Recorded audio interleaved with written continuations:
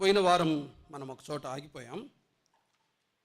తిరిగి అదే భాగానికి రండి. సమూయేలు మొదటి గ్రంథం మొదటి అధ్యాయం. సమూయేలు మొదటి గ్రంథం మొదటి అధ్యాయం మొదటి వచనం చదువుకుందాం. సమూయేలు మొదటి గ్రంథం మొదటి అధ్యాయం మొదటి వచనం. ఎఫ్రాయిము మన్యమందు రామాతయిం సొఫీము పట్టణపు వాడు ఒకడుండెను. అతని పేరు ఎల్కానా. అతడు ఎఫ్రాయిమీయుడైన సూపునకు పుట్టిన తోహు కుమారుడైన ఎలీహునకు జననమైన యెరోహాము కుమారుడు. అతనికి 2 భార్యలుండ్రి. వీరిలో ఒకదాని పేరు హన్నా, రెండవ దాని పేరు పెనిన్నా.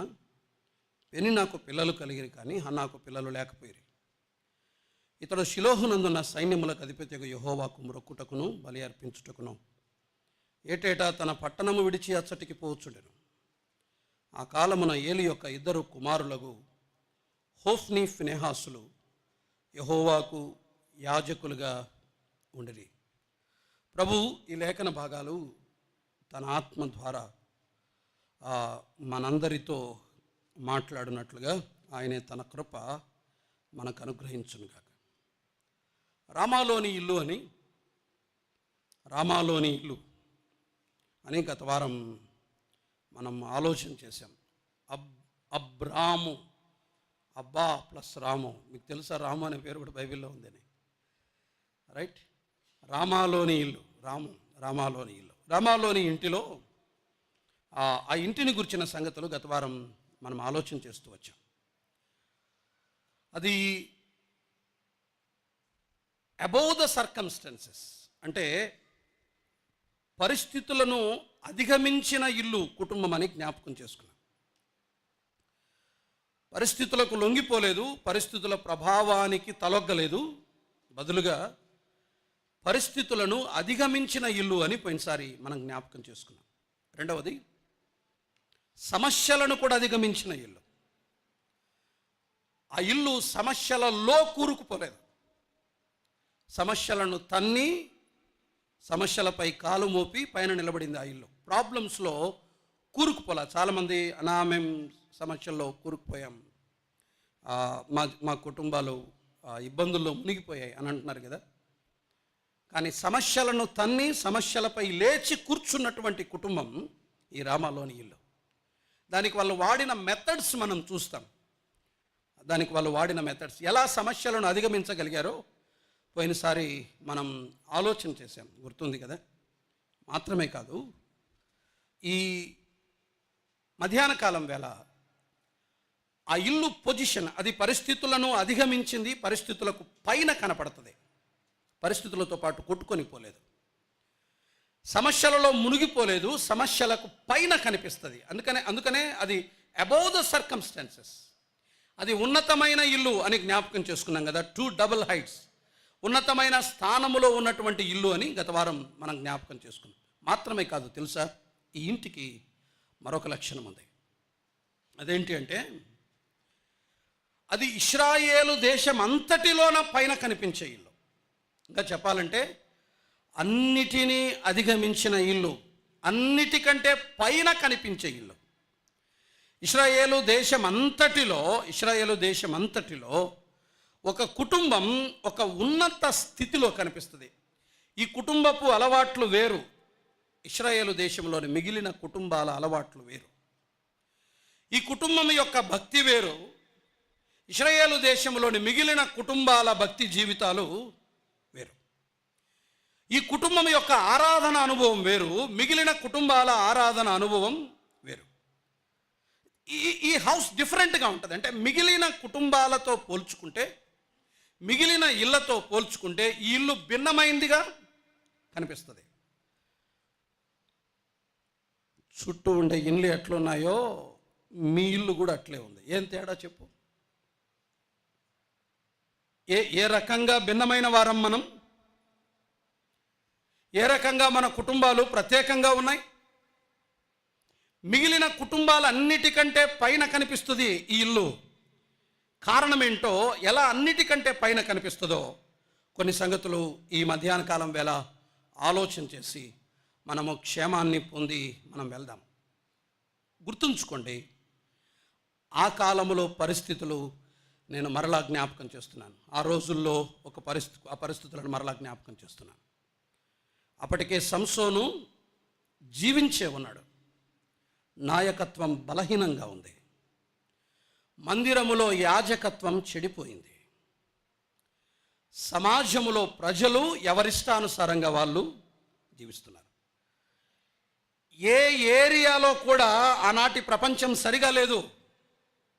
బట్ విచిత్రం ఏంటంటే ఈ ఇంటిలో కొన్ని అలవాట్లు ఉన్నాయి. మీరు చూసారా? ఆ ఇల్లు మందిరముతో సంబంధం ఉంది, మిగిలిన వారు పట్టించుకోవట్లా. ఆ ఇంటికి ఆరాధనతో సంబంధం ఉంది. మ్రొక్కుటకు ఏటేటా వెలుచుండాను, చూసాం కదా, ఇందాక చదివాం కదా. ఆ ఇంటికి ప్రార్థనతో సంబంధం ఉంది. ఆ ఇంటికి సమర్పణతో సంబంధం ఉంది. ఆ ఇంటిలో పాట ఉంది. ఆ ఇంటిలో పాట ఉంది. This is different house. ఆ ఇంటిలో గానం ఉంది. ఆ ఇంటిలో గానం ఉంది. మీ ఇళ్ళల్లో పాటలు ఉన్నాయా? ఏమ్మా, పాడుతున్నారా? చూద్దాం, తర్వాత మనం ఆలోచించేద్దాం. మిగిలిన కుటుంబాలకు చాలా భిన్నంగా కనబడుతుంది, చాలా వేరుగా కనిపిస్తుంది. అలాంటి విపత్కర పరిస్థితుల్లో, అనానుకూలమైన పరిస్థితుల్లో, ప్రతికూలమైన పరిస్థితుల్లో అన్నిటికీ పైనున్న ఇల్లు, అందరికంటే ఉన్నతంగా కనిపించే ఇల్లు, మిగిలిన ఇళ్లకు భిన్నంగా కనిపించే కుటుంబం ఈ రామాలోని ఇల్లు.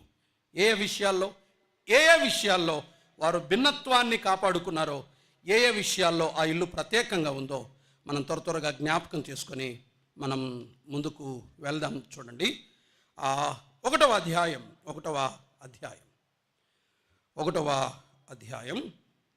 సమూయేలు మొదటి గ్రంథం 1వ అధ్యాయం 19వ వచనం. తరువాత వారు ఉదయమందు వేగిరమే లేచి యెహోవాకు మ్రొక్కి తిరిగి రామాలోని తమ ఇంటికి వచ్చిరి.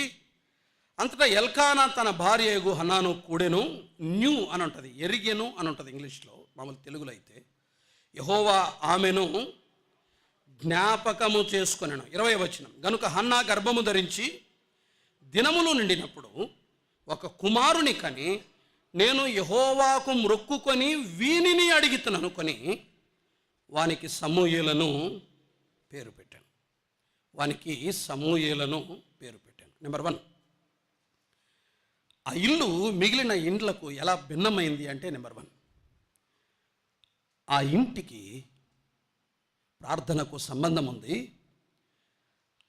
ఆ గృహము యొక్క ప్రార్థన అంగీకరించబడింది. There is a prayer in that house. ఆ ఇంటిలో ప్రార్థన ఉంది. ఏముంది, మా ఇళ్ళలో కూడా ప్రార్థన ఉంది అంటారు, అక్కడికే వద్దాం. ఆ ఇంటిలో ప్రార్థన ఉంది, మా ఇంట్లో కూడా ప్రార్థన ఉంది అని మీరు అనొచ్చు. కానీ ఆ ఇంటికి ఉన్న ఒక ప్రత్యేకత ఏంటో తెలుసా? ఆ ఇల్లు చేసిన ప్రార్థన దేవుని చేత అంగీకరించబడింది. వింటున్నారన్నమాట? దయచేసి జాగ్రత్తగా వినండి. ఆ ఇంటిలో ప్రార్థన ఉంది. ఆమె ప్రార్థన పరలోకం అంగీకరించింది. కొర్నేలి ఇంటిని గురించి ఆలోచించినప్పుడు కూడా దీన్ని ఆలోచన చేశాం. ఏంటి మిగిలిన వారికి ఇంటికి ప్రత్యేకత ఏంటంటే చూడండి, ఒక మాట చదువుదాం. సమూయేలు మొదటి గ్రంథం 7వ అధ్యాయం 4వ వచనం. ఆ రోజు మిగిలిన కుటుంబాలు ఎలా ఉన్నాయి? సమూయేలు మొదటి గ్రంథం 7వ అధ్యాయం 4వ వచనం చదువుదాం. అంతటా ఇశ్రాయేలీయులు బయలు దేవతలను, అష్టారోతు దేవతలను తీసివేసి యెహోవాను మాత్రమే సేవించి. అంటే అంతవరకు, అంటే సమూయేలు మొదటి గ్రంథం 7వ అధ్యాయం వరకు, అంటే సమూయేలు పెద్దవాడయ్యేంత వరకు ఇశ్రాయేలు ఇండ్లలో ఏమున్నాయి? బయలు దేవతలున్నాయి, అష్టారోతు దేవతలున్నాయి. వింటున్నారా? ఇశ్రాయేలీయుల గృహాలలో జీవము కలిగినటువంటి దేవుణ్ణి సేవించే ఇశ్రాయేలు కుటుంబాలలో ఏమున్నాయి? బయలు దేవతలున్నాయి, అష్టారోతు దేవతలున్నాయి. ఈ మధ్యాహ్న కాలం ఇక్కడ కూర్చున్నాయి కొన్ని కుటుంబాలు, మీ ఇళ్ళల్లో ఇంకా విగ్రహాలు ఉన్నాయి. అమ్మా నువ్వే, మిమ్మల్ని మాట్లాడుతుంది. ఆయనను ఆరాధిస్తూ, ఆయనను సేవిస్తూ రహస్యంగా విగ్రహాలను ముద్దు పెట్టుకునే కుటుంబాలున్నాయి. కింద కూర్చున్న వారు ఎవరైనా ఉన్నారా? విగ్రహ సంబంధమైన వాటితో సంబంధాన్ని కలిగిన వారు ఎవరైనా ఉన్నారా? కింద, పైన, ఇక్కడ కూర్చున్న వారిలో ఇశ్రాయేలు కుటుంబాలలో ఎంత దారుణమైన పరిస్థితో చూడండి. బదులుగా ఇంకొక మాట ఉంటుంది. న్యాయాధిపతుల గ్రంథం చూడండి. న్యాయాధిపతుల గ్రంథం ఎంత దారుణమైన పరిస్థితిలో ఒకసారి జస్ట్ అట్లా చూద్దాం. న్యాయాధిపతుల గ్రంథం 2వ అధ్యాయం 10వ వచనం. ఆ తరము వారందరూ తమ పితరుల యొద్దకు చేర్చబడిరి.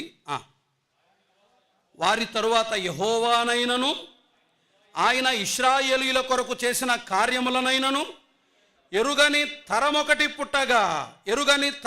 పుట్టగా పుట్టిన తర్వాత ఏం చేశారు వారు? కింద వచనం చూడండి. ఇశ్రాయేలీయులు యెహోవా కనుల ఎదుట కీడు చేసి ఐగుప్తు దేశంలో నుండి వారిని రప్పించిన తమ పితరుల దేవుడైన యెహోవాను విసర్జించి బయలు దేవతలను పూజించి తమ చుట్టూ నుండి జనుల దేవతలలో ఇతర దేవతలను అనుసరించి వాటికి నమస్కరించి. ఇది ఇశ్రాయేలు దేశం. తమ చుట్టూ నుండి దేవతలు ఇశ్రాయేలు గిళ్ళల్లోకి వచ్చాయి. బయలుదేవతలు, అష్టారోతు దేవతలు ఇశ్రాయేలు ఇళ్లల్లో ఆరాధనలు అందుకుంటున్నాయి. అలాంటి దినాలలో ఈ ఇల్లు ఏం చేసింది చూడండి. సమూయేలు మొదటి గ్రంథం 1వ అధ్యాయం. సమూయేలు మొదటి గ్రంథం 1వ అధ్యాయం 10వ వచనం. బహు దుఃఖాక్రాంతురాలై వచ్చి యెహోవా సన్నిధిని ప్రార్థన చేయుచు బహుగా ఏడ్చుచు. వారందరూ బయలుదేవతలను సేవిస్తుండగా, అష్టారోతు దేవతలను సేవిస్తుండగా ఈ ఇల్లు మాత్రమే ఆయనను మాత్రమే సేవించిన ఇల్లు. ఇది ఆయనను అడిగిన ఇల్లు. సమస్య రాగా ఆయనను అడిగింది. ప్రార్థన అలవాటు ఆ ఇంటిలో ఉంది. మిగిలిన ఇళ్ళన్నీ బయలుదేవతలను పూజిస్తుండగా, అష్టారోతు దేవతలను పూజిస్తుండగా ఈ ఇల్లు మాత్రమే యెహోవాను సేవించింది, యెహోవాకు ప్రార్థన చేసింది. Only this house. మిగిలిన ఇండ్లు మనకు కనిపించట్లా, మిగిలిన ఉన్నాయేమో మనకు తెలియదు. కానీ ఈ ఇంటిలో మాత్రం వారు యెహోవాను మాత్రమే సేవించిరి. వారు యెహోవాను మాత్రమే అడిగారు. అమ్మా, అయ్యా, మన ఇళ్లలో ఆయనకు మాత్రమే ప్రార్థన వినబడుతుందా? ఆయనకు మాత్రమే వినబడుతుందా? సమస్య వస్తే విగ్రహాలను ఆశ్రయిస్తారా? సిగ్గనిపించట్లా క్రైస్తవులను చెప్పుకోవడానికి? మీకు సిగ్గనిపించట్లా? క్రైస్తవులమని చెప్పుకొని సమస్యలు వస్తే విగ్రహాలను ఆశ్రయిస్తారా? విగ్రహ సంబంధమైన ఆచారాలను పాటిస్తారా? మీకు క్రైస్తవులమని చెప్పుకోవటానికి కూడా అర్హత లేదు. మీరు విగ్రహారాధికులు. మీరు జీవము లేని వాటిని పూజించేవారు. జీవము గల దేవుని విడిచి క్రైస్తవులమను పేరు పెట్టుకొని విగ్రహ సంబంధమైన వాటిని ఆరాధించేవారు. క్రైస్తవ కుటుంబాలలో ఆ పేరు పెట్టుకున్న వారిలో ఉండటం చాలా విచారకరం. కానీ ఈ ఇల్లు మాత్రం ఆయనను మాత్రమే సేవించింది. ఆ ఇంటి ప్రార్థన ధూపము పైకెగయగా పరలోకము ఆ ఇంటి ప్రార్థన అంగీకరించింది. ఒక మాట చెప్పండి. అమ్మా అయ్యా, సమూయేలుని ఇట్లా చూపించి అన్న ఒక మాట అంటది. యెహోవాను అడిగి ఏమన్నది ఆమె? చూడండి 20వ వచనం. నేను యెహోవాను మొక్కుకొని వీనిని అడిగి తిననుకొని వానికి సమూయేలుని పేరు పెట్టాను. నేను ఒక్క మాట అడుగుతాను. అమ్మా ఒకసారి నా వైపు చూస్తారా? ఒక్క మాట అడుగుతాను. మీ ఇళ్ళల్లో, మీ గృహాలలో, మన గృహాలలో ఇది నేను యెహోవాను అడిగి పొందింది అని చెప్పటానికి ఎన్ని ఆనవాళ్ళు ఉన్నాయి? ఎన్ని కార్యాలు ఉన్నాయి? అన్నా, నేను యెహోవాను అడిగి నేను దీన్ని పొందాను. నేను యెహోవాను అడిగి ఈ అమ్మాయిని సంపాదించుకున్నాను. నేను ఆయనను అడిగి ఈ ఉద్యోగాన్ని తెచ్చుకున్నాను. నేను ఆయనను అడిగి ఈ సమస్యకు పరిష్కారాన్ని కనుగొన్నాను. నేను ఆయనను అడిగి దీన్ని తెచ్చుకున్నాను. ఉన్నాయా అనుభవాలు? ప్రార్థన అలవాటు ఉంటేనే ఇలా చెప్పుకోగలరు. ప్రార్థించే అలవాటు లేకుండా ఎక్కడి నుంచి వస్తాయి చెప్పండి? నేను యెహోవాను అడిగి వీరిని సంపాదించుతున్నాను అనుకొని ఆ ఇంటిలో ప్రార్థన పరలోకము ఆమోదించి పరలోకము చేత కృప పొందినది అని కొన్ని ఆనవాళ్ళు ఆ ఇంటిలో ఉన్నాయి. కొన్ని గుర్తులు ఆ ఇంటిలో ఉన్నాయి. అవి ప్రార్థన ఆనవాళ్ళు. సమూయేలు ఒక ప్రార్థన ఆనవాళ్ళు. సమూయేలు ఒక ప్రార్థన గుర్తు, సమూయేలు ప్రార్థన జీవితానికి ఒక రుజువు. నా ప్రశ్న అదే, మీ ఇంటిలో మీ ప్రార్థనకు సంబంధించిన గుర్తులు ఎన్నున్నాయి? ఏమున్నాయి? ఆయన దేవుణ్ణి అడిగితే దీన్ని ఇచ్చాడన్నా, దేవుణ్ణి అడిగితే ఇది ఇచ్చాడన్నా, దేవుణ్ణి అడిగితే అది ఇచ్చాడన్నా, నేను ఆయన అడిగితే ఇది సంపాదించుకున్నానన్నా, మేము ఆయన అడిగి దీంట్లో నుంచి బయటపడ్డామన్నా. చెప్పండి చెప్పండి, నీ జీవితంలో ఏమున్నాయి చెప్పు. ఇంటికి వెళ్ళు, పెన్ను పేపర్ తీసుకో, రాయి, నేను దేవునిని అడిగి పొందుకున్నవి అని మీరు ప్రత్యేకంగా అడిగి మీరు పొందుకున్న లిస్టు రాయండి, జాబితా రాయండి. ఎన్ని వస్తాయి? రాయండి. ఉన్నాయా? ఆయన ఇవ్వలేదు, ఇక్కడ నుంచి తెచ్చుకుంటాం. ఆయన ఇవ్వలేదు, అక్కడ నుండి తెచ్చుకుంటాం. ఆయన ఇవ్వలేదు, అక్కడ నుండి తెచ్చుకుంటాం. ఇప్పుడు వినండి, యెహోవా ఇవ్వలేదు సంతానాన్ని ఎక్కడి నుండి తెచ్చుకుంది? హాగరు. యెహోవా ఇవ్వలేదు సంతానాన్ని ఎక్కడి నుండి తెచ్చుకుంది? హాగరు. సరే, శారా హాగరు దగ్గర నుండి. ఇప్పుడు హాగరు ఏమవుతుంది? యెహోవాకు బదులు వచ్చింది కాబట్టి హాగరు ఏమవుతుంది? విగ్రహం అవుతుంది. దేవునిని వదిలి, దేవుని నుండి కాక, దేవుడు ఆలస్యం చేస్తే ఆయన్ని విడిచిపెట్టి చాలాసార్లు మనము సంపాదించి తెచ్చిపెట్టుకుంటున్నవి విగ్రహాల ద్వారానే. అది విగ్రహమే కాకపోవచ్చు, కానీ దేవుని స్థానములోనికి మనము తెచ్చిపెట్టుకున్నది ఏదైనా అది విగ్రహమే అవుతుంది. మా ఇంట్లో ఏ విగ్రహాలు లేవన్నా, కానీ విగ్రహం ఉంది కదా. నేను యెహోవాను అడిగి వీరిని పొందితిని అనుకొని వానికి సమూయేలను పేరు పెట్టాను. ప్రార్థన అనే వాళ్ళు ఉన్నాయా? చూద్దాం. ఆ ఇంటి ప్రార్థనకుండే కొన్ని లక్షణాలు త్వరగా మనం చూద్దాం. చూడండి, సమూయేలు మొదటి గ్రంథం 1వ అధ్యాయం ఎలా ప్రార్థించింది ఆమె. సమూయేలు మొదటి గ్రంథం 1వ అధ్యాయం 11వ వచనం. సైన్యములకు అధిపతియగు యెహోవా, నీ సేవకురాలనైన నాకు కలిగి ఉన్న శ్రమను చూచి నీ సేవకురాలైన నన్ను మరొక జ్ఞాపకం చేసుకొని, నోట్ దిస్ పాయింట్, నీ సేవకురాలనైన నాకు మగ పిల్లను దయచేసిన ఎడల. ఆమె చాలా క్లియర్గా అడిగింది. ఎవరిని కావాలని అడిగింది?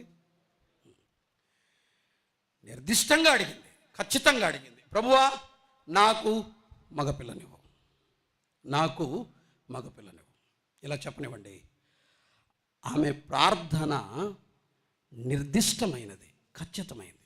నాకు ఇది కావాలి ప్రభువా. కొన్నిసార్లు స్పష్టమైన ప్రార్థనలు అవసరం, కొన్నిసార్లు ప్రభు చిత్తానికి వదిలేయడం ఉత్తమం, కానీ కొన్ని సందర్భాల్లో స్పష్టంగా అడగటం అవసరం. దేవా, నాకు పర్టికులర్గా ఇది కావాలి, నాకు ఇది కావాలి. చెప్తాను, ఇది బాగుంటుంది. అబ్బా, ఇంత బాగుందే, దేవుని చిత్తం కాకుండా నువ్వు ఏది కోరితే అది అడిగితే బాగుంది అని అంటారు కదా. కొంచెం ఆగండి, మీరు అంతవరకు ఆనందించండి. సెకండ్ స్టెప్కి వచ్చేటప్పటికి, రెండవ మెట్టుకు వచ్చేసరికి మీరు ఆగిపోతారు. రైట్, ఫస్ట్ స్టెప్ బాగానే ఉంటుంది. మీకు ఏం కావాలిస్తే అది అడగండి, పర్టికులర్గా అడగండి. నీకు మగపిల్ల కావాలన్నా మగపిల్లనే అడగండి, నీకు ఇల్లు కావాలా ఇల్లే అడగండి, లేకపోతే ఫలానిది కావాలా అదే అడగండి. దేవా, నాకు ఇది కావాలి, దేవా, నాకు ఇదే కావాలి, నాకు ఇతనే కావాలి. అంటే ఇతనే అంటే మీరు వేరే రకంగా అర్థం చేసుకోవద్దండమ్మా. నా ఉద్దేశం అది కాదు. అంటే మగపిల్లాడే కావాలి, నాకు ఆడపిల్ల కావాలి, లేకపోతే ఫలానా, నాకు ఫలానా. నిర్దిష్టంగా అడగండి, ఖచ్చితంగా ప్రభువుని అడగండి.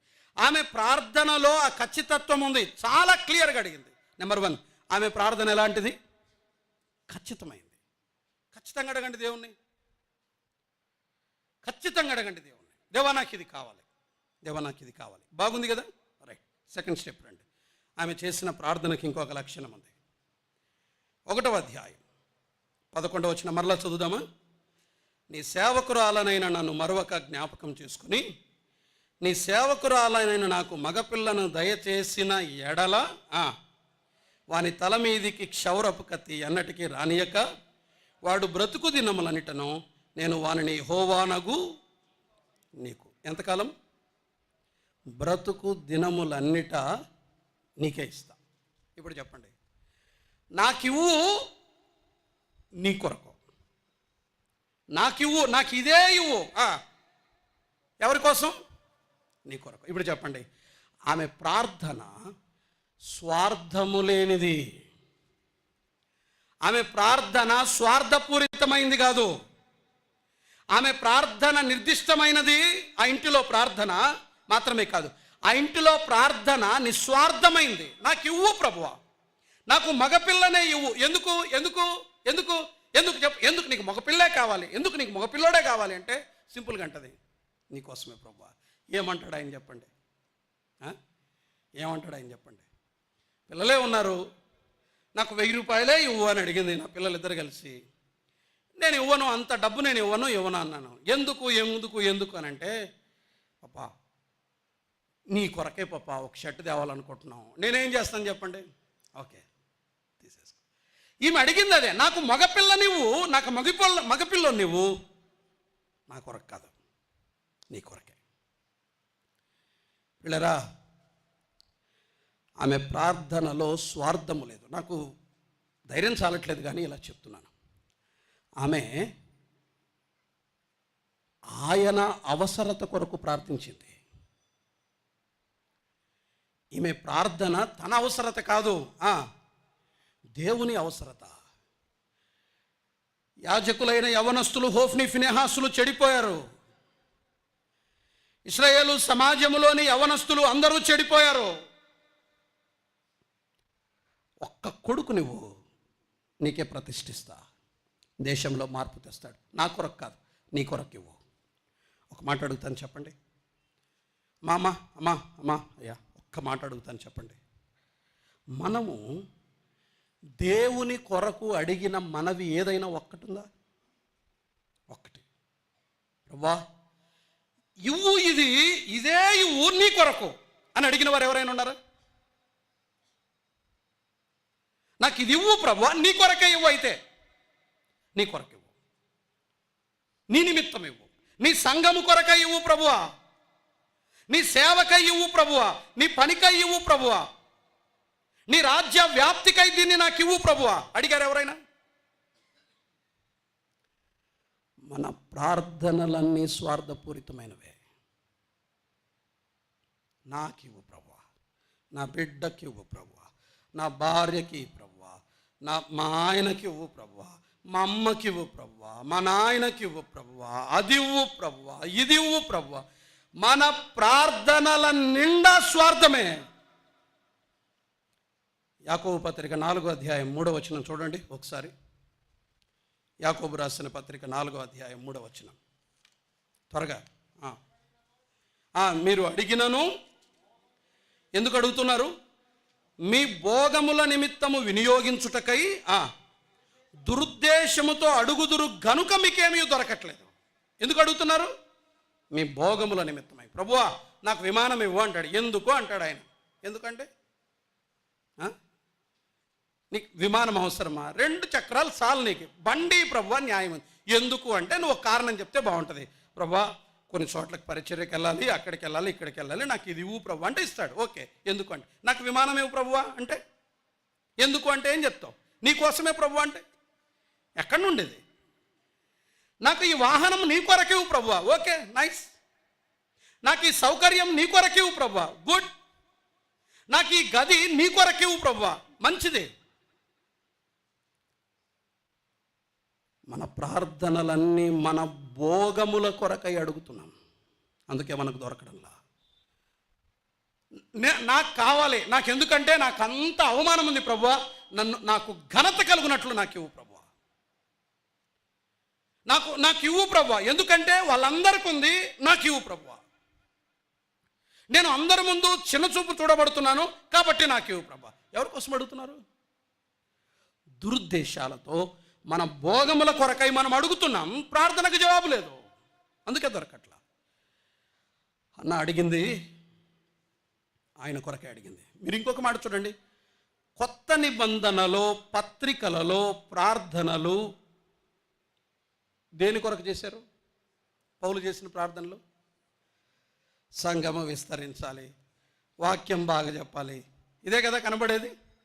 కొత్త నిబంధన పత్రికల నిండా ఎక్కడ కానీ స్వార్థపూరితమైన ప్రార్థనలు ఎక్కడా లేవు. నేను మొన్న ఒక ఇంట్రెస్టింగ్ పాయింట్ మీకు ఒకటి గతంలో మనోళ్ళు జ్ఞాపకం చేశారు, మళ్ళీ చెప్తున్నాను. బైబిల్లో అంటే కొత్త నిబంధనలో పరిశుద్ధులు స్వస్థత కొరకు ప్రార్థన చేసినట్టు ఎక్కడనుందా? నాకు తెలియక అడుగుతున్నాను. మీరు ఒకసారి రీసెర్చ్ చేయండి దీని మీద. కొత్త నిబంధనలో పరిశుద్ధులు స్వస్థత కొరకు ప్రార్థన చేసినట్టు ఎక్కడైనా ఉందేమో చూడండి ఒకసారి. నిజంగానే అడుగుతున్నాను నేను సీరియస్గా.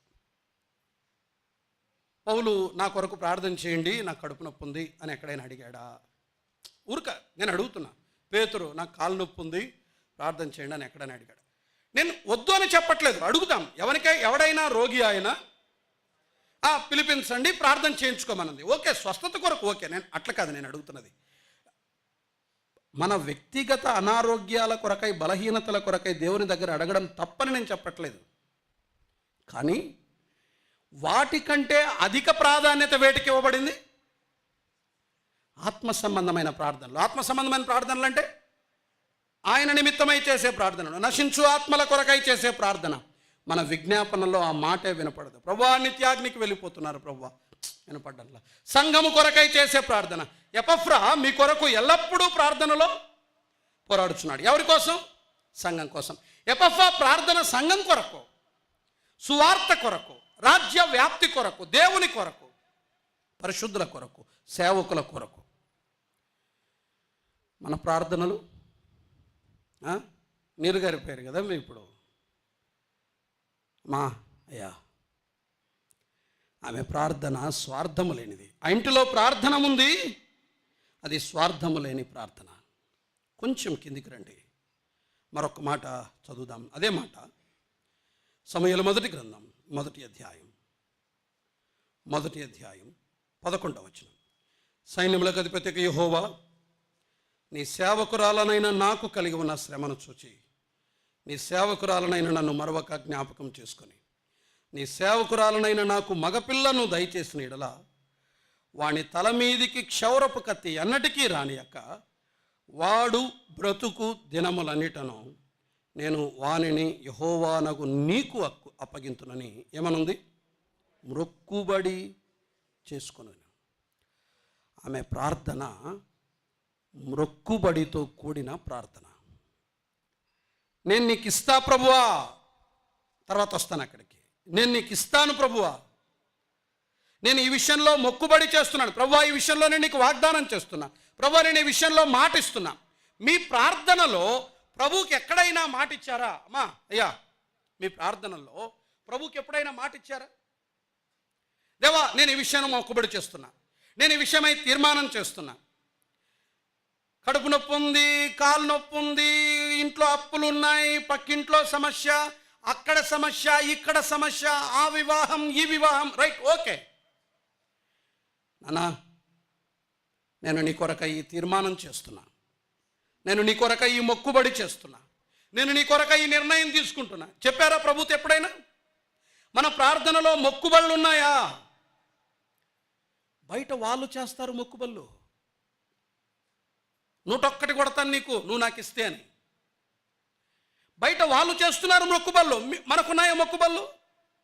మొక్కుబళ్ళు అంటే మీరేవో తెచ్చి ఇవ్వమని చెప్పట్లేదు నేను.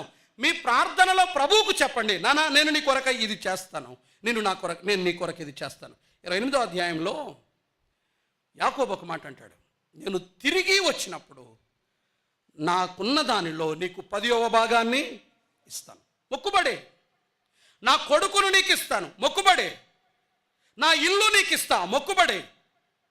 నా సమయాన్ని నీకు ఇస్తాను ప్రభువా, ఇదొక మొక్కుబడి. నా బలాన్ని నీ కొరకు ఖర్చు చేస్తాను ప్రభువా, ఇదొక మొక్కుబడి. నేను నీ కొరకై జీవిస్తాను ప్రభువా, ఇదొక మొక్కుబడి. ఇప్పుడు చెప్పండి, మన ప్రార్థనలలో ఆయనకు మొక్కుబడి చేస్తున్నామా? దేవా నేను నీకు ఇది చేస్తా, నీ కొరకై అది చేస్తా, నీ కొరకు ఇలా జీవిస్తా, నీ కొరకు దీన్ని అర్పిస్తా, నీ కొరకై దీన్ని ఖర్చు చేస్తా, నీ కొరకై అది చేస్తా. ప్రభువుకు మీరు చేసిన మొక్కుబళ్ళు ఏమైనా ఉన్నాయా మీ ప్రార్థనలో? ఆ ఇంటి ప్రార్థన వినబడటానికి కారణం అదే. 3 కారణాలు. 1 నిర్దిష్టమైన ప్రార్థన, 2 నిస్వార్థమైన ప్రార్థన, 3 మొక్కుబడితో కూడిన ప్రార్థన. ఆ ఇంటిలో ప్రార్థన ఉంది, ఆ ప్రార్థన పరలోకం అంగీకరించింది. అది అన్నిటికంటే పైనున్న ఇల్లు. మిగిలిన ఇల్లన్నీ అష్టారోతు దేవతలను, బయలుదేవతలను పూజిస్తుండగా ఈ ఇంటిలో మాత్రం ఒక భిన్నమైన వాతావరణం. అమ్మా అయ్యా, ఇక్కడ ఒక చిన్న మాట కూడా, అంటే ఈ మధ్య దినాల్లో వస్తున్న అంటే నా మనసులో ఉన్న ఒక ప్రశ్నకు జవాబు కూడా ఇక్కడే దొరికింది. ఎన్ని ఇండ్లు ఉన్నాయి ఇట్లా? ఈ టైపు ఫ్యామిలీస్ ఎన్ని పరిచయం చేసింది మనకు పుస్తకం, దేవుని గ్రంథం? ఇది ఒక్క ఇల్లే, అవునా? రైట్. అక్కడక్కడ ఒక్కొక్క ఇల్లు చూపిస్తుంది. గిద్యోని ఇల్లు, రూతు ఇల్లు, నయోమి ఇల్లు, సమూయేలు ఇల్లు, దావీదు ఇల్లు. మనకు గుంపులు గుంపులు ఇల్లు కనపడ్డంలా. యేసుక్రీస్తు సేవ చేసిన దినాలలో కూడా శిష్యులుగా ఉన్నది ఎంతమంది? 12 మంది.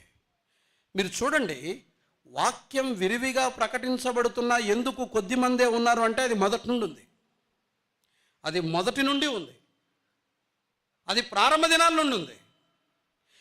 భక్తి కలిగిన కుటుంబాలు శేషము చాలా తక్కువే ఉంటుంది. విగ్రహాలను పూజించేవారు అనేకము కాగా దేవునికి ప్రార్థన చేసిన ఇల్లు ఇదే. ఆ దినాలలో ఇల్లు అన్నిటికంటే పైనున్న ఇల్లు. ఎందుకు అంటే ప్రార్థన ఉంది కాబట్టి. రెండవది, త్వరగా చూడండి, సమూయేలు మొదటి గ్రంథం, సమూయేలు మొదటి గ్రంథం మొదటి అధ్యాయం చివరి వచనం చదువుదామా? లేకపోతే మొదటి అధ్యాయం 28వ వచనం. కాబట్టి నేను ఆ బిడ్డను యెహోవాకు ప్రతిష్ఠించుచున్నాను, తాను బ్రతుకు దినములనిటను వాడు యెహోవాకు ప్రతిష్ఠితుడని చెప్పాను. అప్పుడు వాడు యెహోవాకు అక్కడనే మొక్కాను. రెండవది, ఆ ఇంటిలో ప్రార్థన మాత్రమే కాదు, రెండవది ఆ ఇంటిలో సమర్పణ ఉంది. నేను వానిని నీకు ప్రతిష్ఠిస్తున్నాను. దేవా, నేను వానిని నీకు ప్రతిష్ఠిస్తున్నాను. నీవు నాకు ఇచ్చావు కదా నా కొడుకును, తిరిగి నీకే ఇస్తున్నా ప్రభువా. మనం ప్రార్థనలో ఎన్నెన్ని తీర్మానాలు చేస్తామో దేవుని దగ్గర. అబ్బా, పెద్ద పెద్ద మాటలు ఇస్తాం ఆయన కొరకు. ప్రాణం ఇస్తా, గుండె కోసిస్తా, కండ కోసిస్తా, ప్రభువా నీ కొరకే జీవిస్తా, 24 గంటలు నీదే, ఇక నేను దేన్ని వ్యర్థం. ఎన్ని తీర్మానాలు చేస్తామాడు మొక్కుబల్లో. ఎక్కడ? ప్రార్థనలో. ప్రాక్టికల్గా ఒక నెల కూడా ఉండదు. నెల తర్వాత ప్రాణమయ్యడు, గుండెకాయ్యడు, కండ అయ్యడు, ఏమీ ఇవ్వడు, మర్చిపోయింటాడు. ఒక నెల అట్లే ఏమంటారు దాన్ని, పాలు పొంగినట్టు పొంగి పొంగి బుసబుస పొంగుతుంటారు ఆత్మీయత. అబ్బా, దొరికరా మనకు ఇంత మంచి ఆత్మీయుడు అనుకున్న లోపల తుస్సుమనిటాడు. మన తీర్మానాలు, మన ప్రార్థనలన్నీ ఇట్లాగే ఉంటాయి. 3 ఏండ్ల క్రితం అడిగింది ఆమె నా కొడుకునివ్వని. ఆఫ్టర్ 3 ఇయర్స్ వచ్చింది, నేరుగా ప్రభు దగ్గర పెట్టింది. వీనిని నీకు లెంట్ అనే ఇంగ్లీష్ వర్డ్ ఉంటుంది అక్కడ. లెంట్ అనే వర్డ్కి అర్థం ఏంటంటే నేను తిరిగి వెనక్కు తీసుకోను. For ever and ever. ఇక విడిచిపెడుతున్నాను, వెళ్తున్నాను. నేను మరలా తీసుకోను ప్రభువా, నేను మరలా తీసుకోను.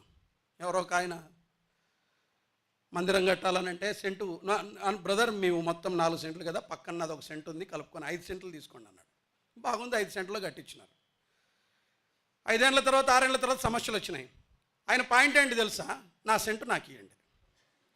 ఇల్లు చర్చి కరెక్ట్, అది ఈ మందిర పాస్ట్ నిలబడి వాక్యం చెప్పే ప్లేస్ ఆయనకు సెంటు పోయింది. ఇది ఇంత నాది, నా సెంటు నాకు ఇవ్వండి. ఇచ్చింది మళ్ళీ ఒక 3-4 ఏళ్ళ తర్వాత ప్రాబ్లం వస్తే నాది నాకు ఇవ్వండి బ్రదర్. చిన్నపిల్లలు కొట్లాడతారు చూడండి. తిన్న తర్వాత, మింగిన తర్వాత, చాక్లెట్లు మింగిన తర్వాత, వీళ్ళిద్దరి మధ్య ప్రాబ్లమ్స్ వచ్చిన తర్వాత వాడు అంటాడు, మింగేసి ఉంటాడు వాడు, నాది నాకి, నువ్వు నా యాడ్ నుంచి తెచ్చిస్తాడు వాడు పాపం. మన చాలాసార్లు మన మొక్కుబళ్ళు ఇట్లా ఇస్తాము, మళ్ళీ నాది నాకి ప్రభువా. లెంట్ అంటే అర్థం అంటే నేను వీనిని ప్రతిష్ఠిస్తున్నాను, నేను మళ్ళీ వెనక్కు తీసుకోను, వదిలేసి వెళ్ళిపోతున్నా. నా కుమారుడు నీకు సంబంధం, వదిలేసింది వెళ్ళిపోయింది. మళ్ళీ ఎన్నడూ రాలా. సంవత్సరానికి ఒక్కసారి వచ్చేది, only once in a year. సంవత్సరానికి ఒక్కసారి వచ్చేది, ఒక వస్త్రం తెచ్చేది, తొడిగిచ్చేది, వెళ్ళిపోయేది. ఎన్నడూ తన కుమారుని వెనక్కు తీసుకెళ్ళలా, వదిలేసి వెళ్ళిపోయింది. చెడిపోయిన దుర్మార్గులు ఉన్నారు, యాజకులు, ఏమవుతాడో భయం కూడా లేదు ఆమెకి. ఇస్తాను, ఇచ్చేసాను,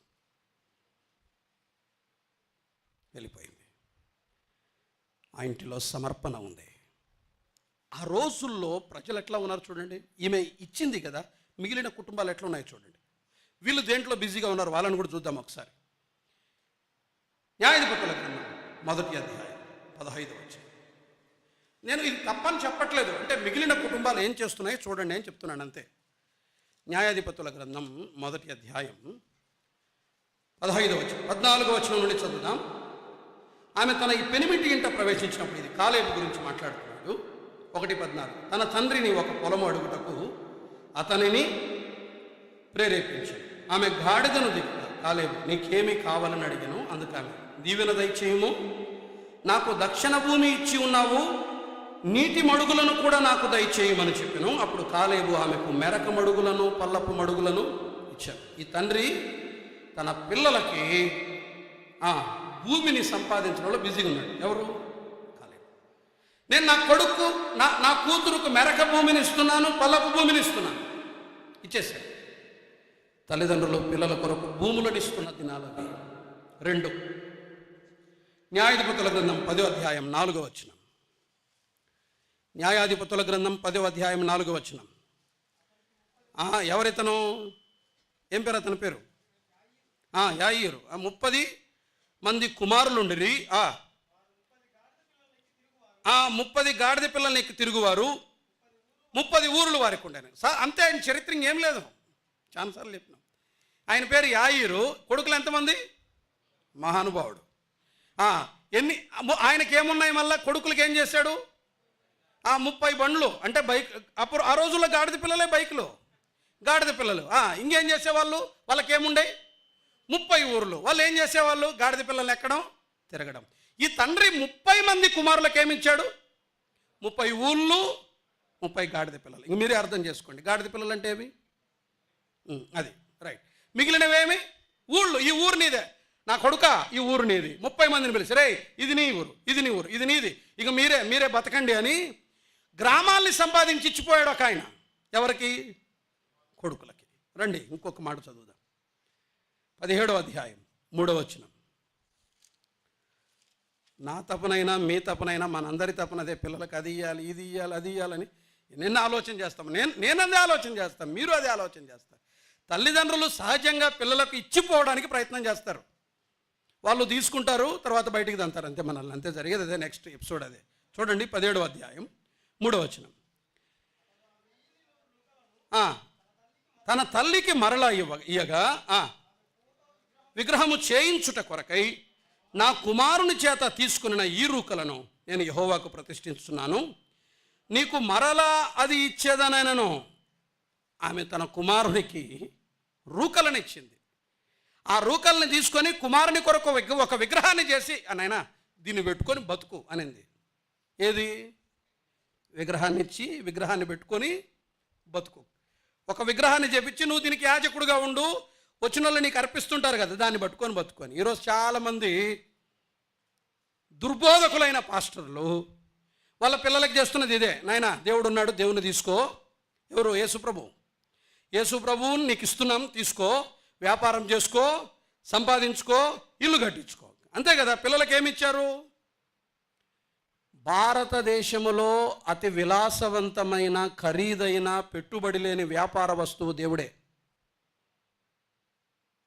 దేవుణ్ణి పెట్టుబడిగా పెట్టి అన్ని మతాల వారు డబ్బు సంపాదిస్తున్నారు. మిగిలిన వాళ్ళ సంగతి మన గురించి మనం మాట్లాడుకుందాం. దేవుణ్ణి ఇచ్చి దేవునితో వ్యాపారం చేసుకోరా. ఖర్చులు అమ్ముకో, నూనె అమ్ముకో, అన్నీ అమ్ముకో. ఎవరి పేరు మీద? యేసుప్రభు పేరు మీద అమ్ముకో, వ్యాపారం చేసుకో, సంపాదించుకో. ఈ తల్లి ఏం చేసిందంటే, నాయనా నీకు ఇది ఇస్తున్నా, దీన్ని ఆధారం చేసుకొని బతుకు. జీవనాధారాన్ని పిల్లలకి ఇస్తున్నారు. నేను వీటిని తప్పని చెప్పట్లా, ఇది నేరమని చెప్పట్లా, ఇది నేను పాపమని చెప్పట్లా, నన్ను మీరు అపార్థం చేసుకోకండి. న్యాయాధిపతుల కాలములో ఆనాటి తల్లిదండ్రులు వారి పిల్లలకు శ్రేష్టమైనవి ఇస్తూ వెళ్తుండగా ఒక్క ఈ ఇల్లు మాత్రమే దేవునికి ఇచ్చింది. ఈ కుమారుణ్ణి నీకు ప్రతిష్ఠిస్తున్నాను ప్రభా, నాకేమవుతావు, నీకు ఇస్తున్నా. తన కుమారుని కొరకు, పిల్లల కొరకు ఆమె ఏమి సంపాదించిందో లేదో తెలీదు. అందరూ వారి తల్లిదండ్రులు వారి పిల్లలకి ఇస్తున్నారు, వారి పిల్లలు మరొకరికి ఇస్తున్నారు, వాళ్ళు ఇచ్చుకుంటున్నారు వాళ్ళు. కానీ ఒక్క ఇల్లు దేవునికి ఇచ్చింది. నా ఈ కుమారుణ్ణి నీకు ఇస్తున్నా ప్రభువా, ఈ కుమారుణ్ణి నీకు ఇస్తున్నాను. అమ్మా, ఇవ్వటము అంటే డబ్బు అనుకోకండి. ఇవ్వటం అంటే డబ్బు మాత్రమే అనుకోకండి. దయచేసి ఈ తలంపులో నుండి బయటికి రండి. నేను చెప్తున్నది డబ్బు గురించి కాదు. ఆమె డబ్బు ఇచ్చిందా? ఏమిచ్చింది? ఆమె కుమారుణ్ణి ఇచ్చింది. ఆమె కుమారుణ్ణి ఇచ్చింది, డబ్బే కాదు, ఇంకా ఏవైనా ఆయనకి ఇవ్వచ్చు. నేను ఒక మాట చెప్తాను. అమ్మా సోదరుడా, సోదరి, ఓ క్రైస్తవ కుటుంబమా, స్థానిక సంఘంలో ఉన్న క్రైస్తవ కుటుంబములారా, ఒక్క మాట మిమ్మల్ని అడుగుతున్నాను. ఇది మీరు నన్ను అడగండి, నేను మిమ్మల్ని అడుగుతాను. మనందరికీ ప్రశ్న. మనము దేవునికి డబ్బులు కాక ఇంకేమిచ్చాం చెప్పండి? డబ్బులు కాక. డబ్బులు ఇవ్వడం చాలా ఈజీ. ఇచ్చినా అయిపోయా. డబ్బులు ఇవ్వడం చాలా ఈజీ. డబ్బు కాక దేవునికి మరి ఏమిచ్చాం చెప్పండి? ప్రభువా, నా విలువైన సమయంలో ఈ సమయాన్ని నీకు ఇస్తున్నాను. నాకు ఇచ్చావే ఈ బలం, దీన్ని నీకు ఇస్తున్నా ప్రభువా. నాకు ఇచ్చావే ఈ సంతానం నీ మందిరములో పని కొరకై ఇస్తున్నాను ప్రభువా. నా పిల్లల్ని వాడుకో దేవా. నీవు నాకు ఇచ్చావే, ఇది నీ కొరకు ఇస్తున్నాను. నా వాహనం, నా వస్తువు, నా ఇల్లు, నా పొలం, డబ్బు కాదు. మిగిలినవి మీరు ఏమిచ్చారు దేవునికి? మనం ఏమిస్తున్నాం దేవునికి? ఆమె ఒకగానొక కుమారుణ్ణి, మళ్ళీ పుడతాడో లేడో కూడా తెలియదు. అప్పటికి 3 years అయింది, మళ్ళీ పుట్టలేదు ఆమెకు, తెలుసా? సమూయేలుకు 3 ఏండ్లు, మళ్ళీ ఆమెకు పిల్లల పుట్ల ఇచ్చేసింది. సమూయేలుని ఇచ్చేసింది, ఇచ్చి వెళ్ళిపోయింది. ఇక అంతే. ఆమె దేవునికి ఏమిస్తున్నాం? నువ్వేమిచ్చావు? చందాధనము కాక, కానుక కాక, దశమ భాగాలు కాక, మీరు వర్ధిల్లల కొలనిది కాక, స్వేచ్ఛార్పణలు కాక, మనము దేవునికి ఏమిచ్చాం? మీ ఇండ్లు ఏమిచ్చాయి దేవునికి? సమయం, ధనం, బలం, జ్ఞానం, మన మేధస్సు నీకు ఇస్తున్నా ప్రభువా. ప్రభుత్వానికి తగలేస్తున్నారు, సమాజం కొరకు ఖర్చు చేస్తున్నారు. దేవునికి ఏమిచ్చావు? ఎంత సమయాన్ని ఇచ్చావు? ఎంత బలాన్ని ఇచ్చావు? ఎంత జ్ఞానాన్ని ఇచ్చావు? డబ్బు కాక ఆమె తన కుమారుణ్ణి ఇచ్చింది, వెళ్ళిపోయింది. ఇచ్చిన ఆమె సమర్పణలో కూడా కొన్ని లక్షణాలు ఉన్నాయి. త్వరగా చూడండి సమూయేలు మొదటి గ్రంథం. ఆమె ఇచ్చినప్పుడు, ఓ నా కొడుక, నేను మళ్ళీ నిన్ను చూడనురా, నేను పోతున్నాను నాయన అని ఆమె ఏడ్చి, సాగతీత ఏడుపులు ఏడ్చి ఆమె వెళ్ళిపోలే. ఆమె ఎలా ఇచ్చిందో తెలుసా? చూడండి సమూయేలు మొదటి గ్రంథం 2వ అధ్యాయం 1వ వచనం. మరియు హన్నా విజ్ఞాపన చేసి ఇలాగ, నేను నా హృదయము యెహోవా యందు సంతోషించుచున్నది. ఆమె ఆనందముతో ఇచ్చింది. ఊరిక చెప్తానే ఉంటాడు, ఈ అని చెప్తుంటాడు, ఊరిక పీడబోతుంది, ఒకసారి ఇచ్చిపోదామని సనుగుతూ గొనుగుతూ ఇచ్చేవాళ్ళు ఉంటారు కొంతమంది. నేను మళ్ళీ చెప్తున్నాను, అమ్మా అయ్యా, ఇవ్వటం అంటే డబ్బే కాదు. మన దగ్గర ఉన్నవన్నీ దేవునికి ఇవ్వచ్చు. నా దగ్గర ఏముందో నేను దాన్ని దేవునికి ఇవ్వచ్చు. అన్నీ ఇవ్వచ్చు. ఆమె ఇచ్చింది. ఆమె సమర్పణలో ఇంకొక లక్షణం ఉంది. ఏంటో లక్షణం? ఎలా ఇచ్చింది ఆమె? ఆనందంగా, చాలా సంతోషంగా తన కుమారుని అప్పగించి వెళ్ళిపోయింది. దుఃఖము లేదు, బాధ లేదు, సనుగు లేదు, ముఖములో వేదన లేదు. చాలా చెప్పింది, నా హృదయము యెహోవా యందు సంతోషించుతున్నది. చాలా సంతోషమైన ముఖముతో తన కుమారుణ్ణి ప్రభు దగ్గర పెట్టింది. ఆమె ఆనందముతో ఇచ్చింది. ఆమె అర్పణలో లెక్కలు లేవు, సనుగులు లేవు. పుసుక్కుని లోపలికి వేస్తాం, ఇట్లా జారిపడ ఇంతే ఇస్తామనుకుంటే నెమ్మది ఉండదు. రాత్రి అన్నం తినబుద్ధి కాదు, కూర కూడా పోదు. ఆదివారం మధ్యాహ్నం తినికి పోయి ఇట్లా తీసి ఇట్లా వేసింటారు. వేసిన తర్వాత 500 వేస్తేనే, 100 వేస్తేనే, 500 ఇంటికి పోయిన 500 పడానా, అయ్యో అమ్మ, కూర కూడా పోదు. మధ్యాహ్నం రుచించదు. ఆయనకు ఆనందంతో ఇవ్వండి. మీకు మనస్సు లేకపోతే ఇవ్వద్దు. బలవంతపు అర్పణలు ఆయనకు అక్కర్లేదు. హృదయపూర్వకంగా గుండె లోతుల్లో నుండి ప్రభువుకి ఇవ్వండి, ఆనందంగా ఇవ్వండి. ఆమె ఆనందంగా ఇచ్చింది. రెండవది, సమూయేలు మొదటి గ్రంథం 1వ అధ్యాయం 26వ వచనం. ఏలి దగ్గరికి వచ్చింది, ఏలి యొద్దకు 25వ వచనం. వారు ఒక కోడెను వధించి పిల్లవానిని ఏలి యొద్దకు తీసుకొని వచ్చినప్పుడు ఆమె అతనితో ఇట్లా, నేను నా ఏలినవాడా, నా ఏలినవాని ప్రాణముతోడు నీ చేత అవమానించబడిన స్త్రీని నేనే, చూసావా నా కొడుకునిచ్చినాడు అనింది ఆమె. There is no single another word, ఒకే మాట అన్నది ఆమె. యెహోవాను ప్రార్థన చేసిన స్త్రీని నేనే, నీ యొద్ద నిలిచి యెహోవాను ప్రార్థన చేసిన స్త్రీని నేనే. నీవైతే అని ఆలోచన చేయి. తిట్టి పంపించాడు ఏలి నిన్ను, ఆమెను తిట్టి పంపించాడు. లై, తెలివిలేదు, ఇవాళ తప్పుడు తాగినావును, అదే కదా ఆమెను అన్నది. ఎంతకాలం మత్తురాలవై ఉంటావు, లేమ్మా లై. కొడుకుల మీద ప్రతాపం చూపిలేదు కానీ, ఆయన వ్యభిచారం చేస్తున్న కొడుకుల మీద చూపిలేదు కానీ, ప్రార్థన చేస్తున్నటువంటి స్త్రీ మీద ద్రాక్షారసం తాగిందనుకొని, మద్యము తాగిందనుకొని ఆమె మీద ప్రతాపాన్ని చూపించాడు ఆ ఏలి. లై, నువ్వెంతకాలం మత్తురాలవై ఉంటావు అని ఆమెను దూషించాడు, అవమానించాడు. వాస్తవానికి ఆమెను ఎగతాళి చేశాడు, ఆమెకు నొప్పి కలిగించాడు, ఆమెకు బాధ కలిగించాడు. ఆమెను, అయ్యా నన్ను పనికి మాలిన దానిగా ఎంచవద్దు, బాధ శ్రమతో నేను యెహోవా సన్నిధిని నా హృదయాన్ని దారపోస్తున్నానని బ్రతిమలాడింది ఆమె. వచ్చినాక నన్ను ఆ రోజు అట్లా అంటావా చూడు అనిందా. ఏలి మీద ఆమెకు ఇసుమంత కోపము లేదు, ఇసుమంత బాధ లేదు. అర్పించినప్పుడు ఆమె అంతరంగంలో ఏముంది? సమాధానం ఉంది. ఆమె సమాధానముతో అర్పించింది. ప్రభువు కొరకు అర్పించేది ఏదైనా ఎలా ఇవ్వాలి? సమాధానంతో.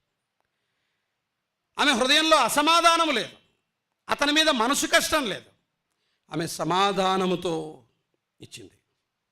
మళ్ళీ చదువుదామా, 28వ వచనం. కాబట్టి నేను ఆ బిడ్డను యెహోవాకు ప్రతిష్ఠించుచున్నాను, తాను బ్రతుకు దినములన్నిటను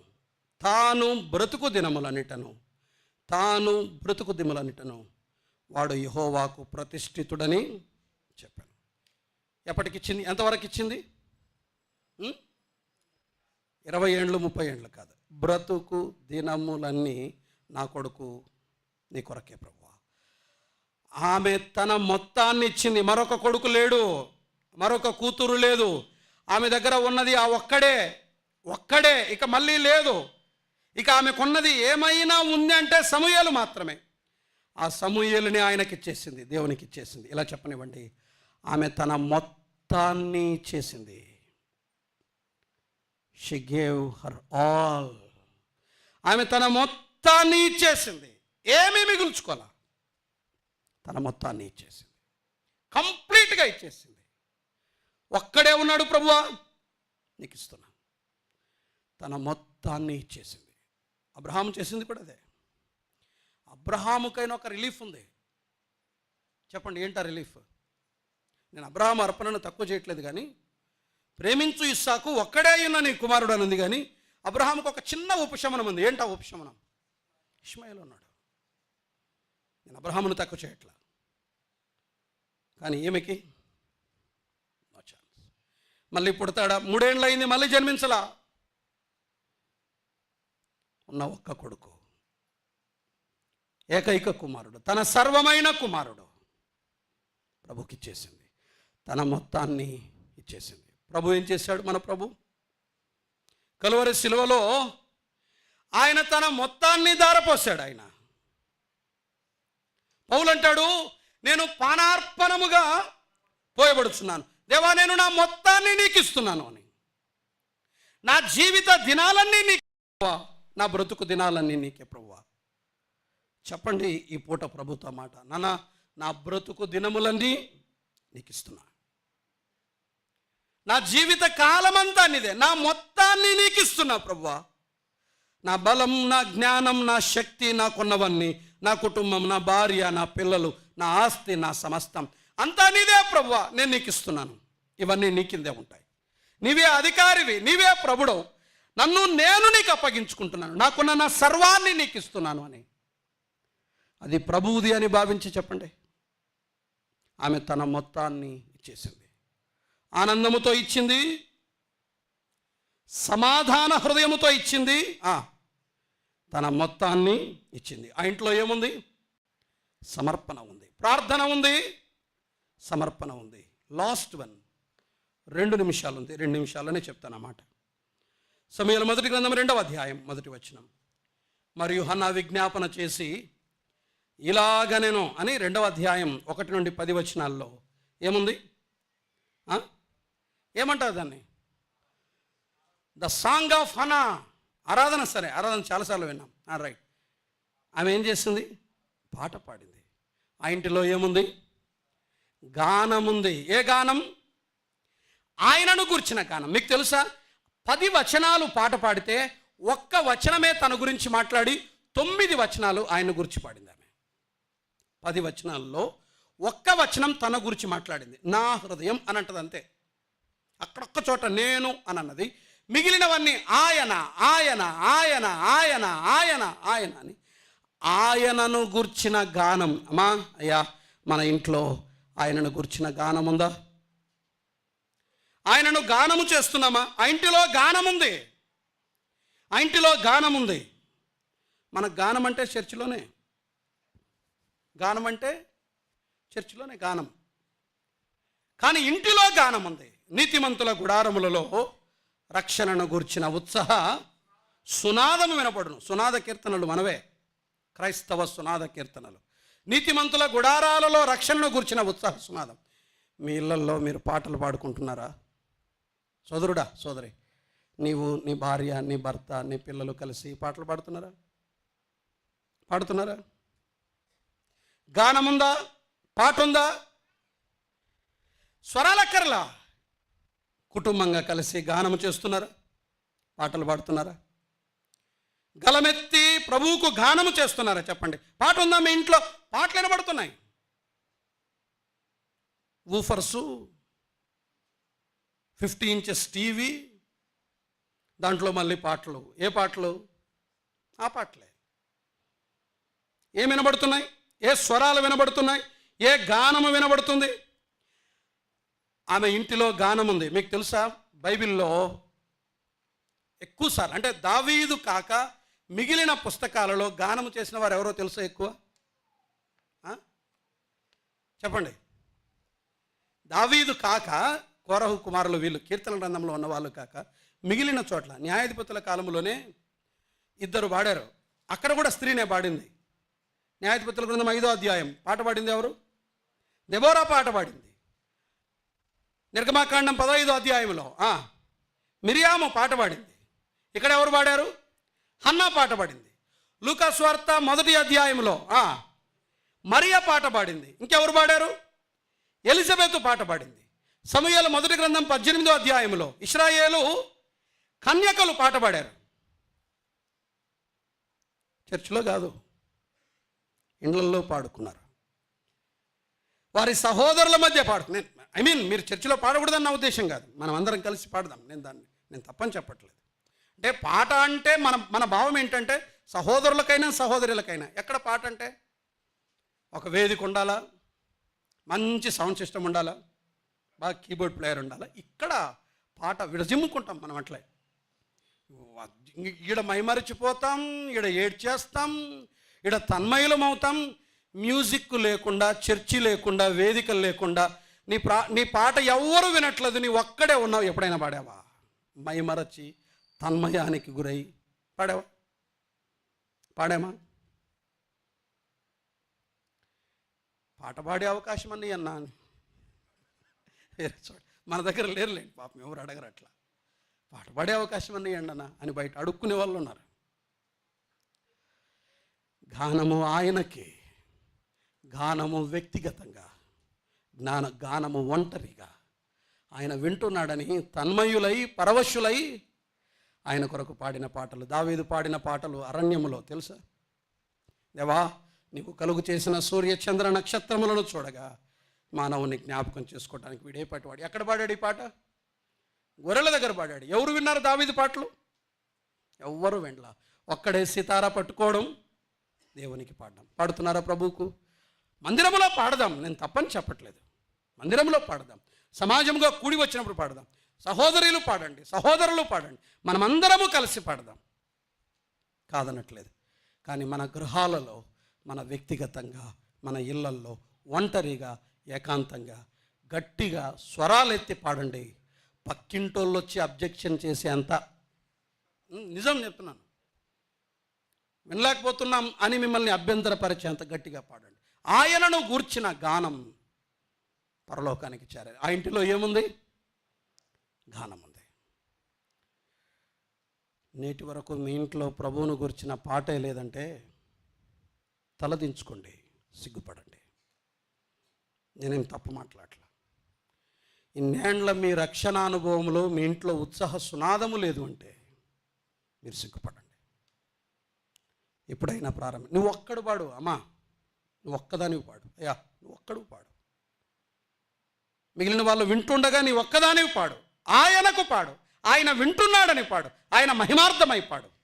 ఆ ఇంటిలో గానం ఉంది. 3 చూసాం. 1 ప్రార్థన ఉంది, మిగిలిన ఇళ్లలో లేదు. 2 సమర్పణ ఉంది, మిగిలిన వాళ్ళందరూ వాళ్ళు ఇచ్చుకుంటున్నారు. నా కొడుక్కి ఇస్తాను, నా భార్యకి ఇస్తాను, నా పిల్లలకి ఇస్తాను, వాళ్ళు. ఈ ఇల్లు మాత్రమే ఎవరికి ఇచ్చింది? దేవునికి ఇచ్చింది. మీకు మీరు సంపాదించుకోండి, నాకు నేను సంపాదించుకుందాం, ఆయనకి ఎవరూ ఇవ్వట్లేదు. ఆ ఇల్లు ఆయనకి ఇచ్చింది. 3 ఆ ఇల్లు గానము చేసింది. అది అన్నిటికంటే పైనున్న ఇల్లు, రామాలోని ఇల్లు. ప్రార్థన చేద్దాం. పరిశుద్ధమైన తండ్రి, మిమ్మల్ని స్తుతిస్తున్నాం. ఈ మాటలో దీవించండి, మేలు కలుగు చేయండి. ప్రభువా, వాక్యం విని ఆనందించటం కాదు, వాక్యాన్ని ఎంత ఆనందంగా వింటామో అంతే ఆనందంతో ఆచరించటానికి, మా బ్రతుకులలో, మా కుటుంబాలలో మేము కలిగి ఉండటానికి మాకు సహాయం చేయండి. చదివి వెళ్తుండగా ఈ మధ్యాహ్న కాలపు దీవెన ఆశీర్వాదాలు దయచేయమని యేసు ప్రభువు నామమున ప్రార్థన చేస్తున్నాము తండ్రి. ఆమేన్. అందరికీ వందనాలు.